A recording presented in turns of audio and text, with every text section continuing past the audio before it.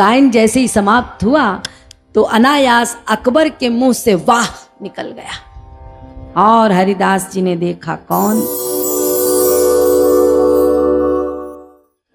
हरिदास जी निमग्न थे, प्रिया प्रियतम को रिझा रहे थे गाकर, और इधर तानसेन के साथ अकबर भेष बदलकर बाहर खड़े, निधिवन के बाहर खड़े सुन रहे थे। गायन जैसे ही समाप्त हुआ तो अनायास अकबर के मुंह से वाह निकल गया और हरिदास जी ने देखा कौन।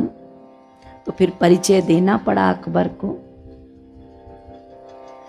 तो अकबर हरिदास जी के चरणों में गिरकर कहता है, स्वामी जी मुझे कुछ सेवा दीजिए, मैं आपकी सेवा करना चाहता।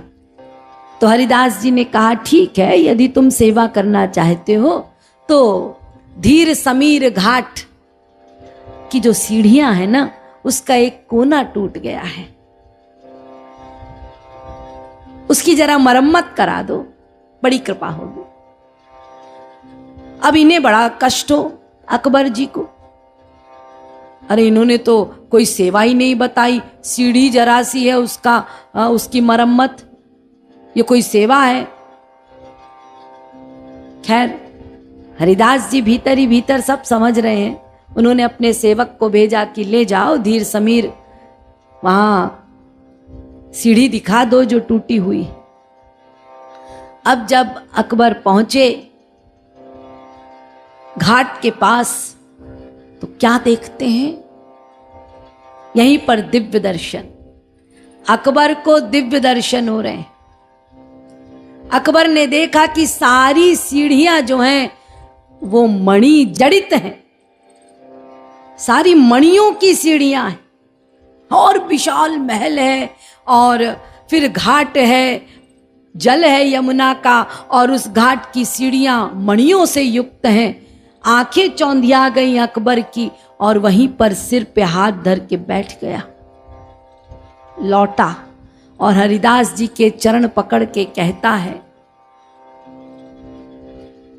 आपने जो सेवा मुझे करने को कही है, करोड़ों करोड़ों बादशाहतों की भी हिम्मत नहीं है, इतना वैभव नहीं है, इतनी विरासत नहीं है कि इन सीढ़ियों का मरम्मत करा दे।